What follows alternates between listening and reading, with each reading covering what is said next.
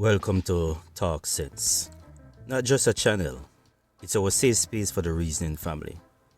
Here we slow down, think deep, and push aside the distractions to make sense of things together. Because in a world full of confusion and manipulation, somebody's got to talk sense.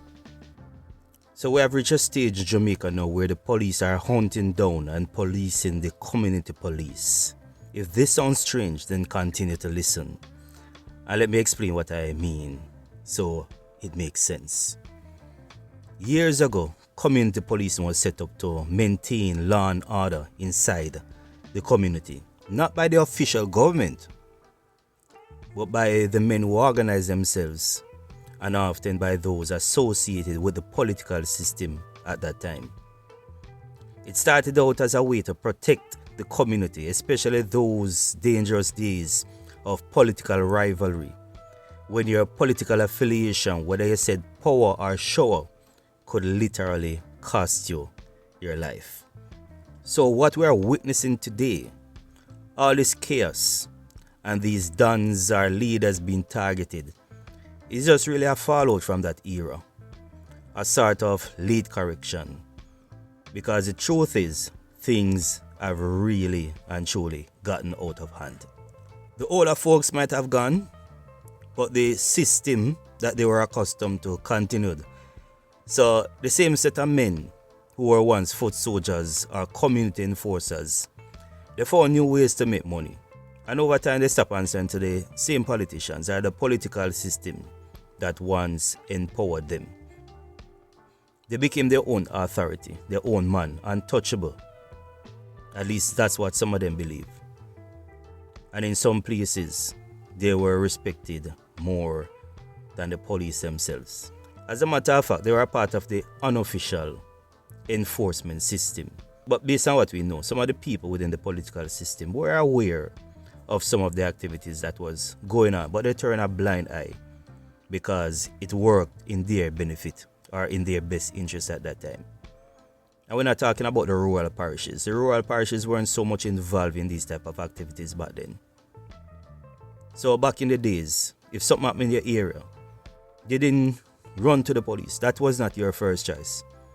As a matter of fact, that would be a really bad and silly mistake to make. What you would do instead is go to the community leader. And the leader would ensure justice, because there were communities that had their own unofficial system. So they would bring a man to court, he would be tried, a decision made, and the punishment would have to be carried out quick and fast. I remember, a friend told me about a case about 10 years ago where a female got robbed. And so she did what she thought was the right thing and went to the police station and filed a report. But a few days later, in the early morning in the dark, heading to work, she saw a male figure approaching her. So of course, she catch her afraid. She wonder what's going on. Somebody coming to kill her. So the man calmly approach her and engage her in a conversation and say, "You went to the police station?" So she's there looking surprised, not knowing what's going on. It's like, why you did that? So he made it clear that he knew. So it was as if the police had called him, the community leader, and told him that someone had reported a crime that took place in his area. We have heard stories of police calling, and I'm not trying to spread rumors here, police calling the Don and say, "What go on in their area?" They not run the place because people come and I make reports. Because he, the Don, would be the enforcer, the unofficial enforcer, to make sure that things remain calm and settled. Because the police don't want extra cases to deal with. If it can be dealt with at the community level, that's where it should be handled. That's not something that the police should have to come and deal with, if you get what I mean. So what you need to understand is how entangled this whole web really was, because they're trying to change it. So I'm not going to say it is that way anymore, but they are trying to change it. And the reason I'm bringing all of this to light is Because if you don't understand how these systems came about, then you definitely won't understand why they had such a strong root, strong impact in the communities. Now here's another aspect to this thing. As time went by, man and man migrated, fly out, go foreign and start make their own money. And suddenly, that itself caused a problem within the community. Whether the disputes were about money, turf, or over control, it didn't really matter. But what happened is that the same gangs that were once united began to split and start to war each other. So gang warfare became a very serious problem within the communities, as you can see. And truth be told, and I'm not defending anybody, some of these gangs were just trying to protect themselves from their enemies. But for others, you had some men who just wanted power and respect. They wanted to be the man. They wanted to be the one to actually run the place. So that's how things really got out of hand, and you see things being the way it is now. So let's look at what's happening now. Government badness had to kick in, because what they once allowed to grow wild was now threatening the very system.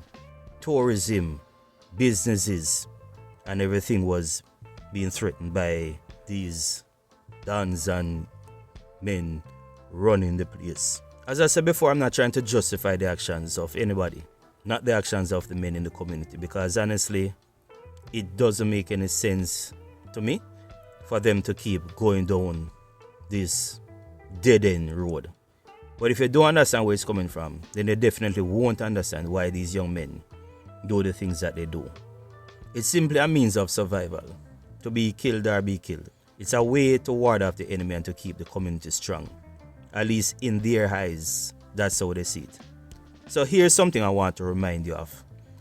You remember when Buju did this song years ago?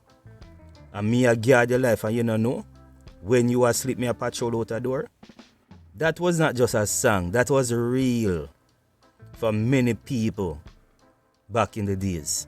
You hear of stores where man have to sleep on wall, on rooftop like soldier all night just to keep the enemy at bay, to prevent another community from invading, coming in to kill and murder the people. That was the reality for many people within the city, and sometimes even as far as St. Mary. Yeah, man. I had somebody who told me that they went left from Kingston and went all the way to St. Mary to fight political war. That is where we're coming from as a country. That's the monster that Jamaica created. When I see man and man do certain things, it's a legacy of what they came and inherit that they're still pushing. That's the agenda that they're still pushing. But man and man have to wise up and just realize, listen, this is about money, it's about living, it's about life, it's about love. It's about being able to take care of your family. And the best way to do that is through love and unity, which I honestly don't know how well we can bring back that. But let's all remain hopeful as a country that we can bring back the love and the joy and the fun and the happiness that what Jamaica was once known for. Because until today, Jamaica is one of the best countries in the world. And I say that without any fear of contradiction. Everybody loves Jamaica. We have to love Jamaica as well as a people. And we have to ensure, say, we can sleep in peace and man learn to live in unity. So I hope that this video offered some explanation, some insight into why Jamaica got to this stage. But at the same time, let's be real. The problem has to be corrected or reduced. Don't you agree? Because the killing, the senseless killing, it must stop somewhere, somehow. If this video made you think, then share it. If it brought some clarity, then like, subscribe, and stay with us. Continue to support us. This is Talk Sense, where we reason like the old-time Jamaican family. In other words, we do it with respect. Peace.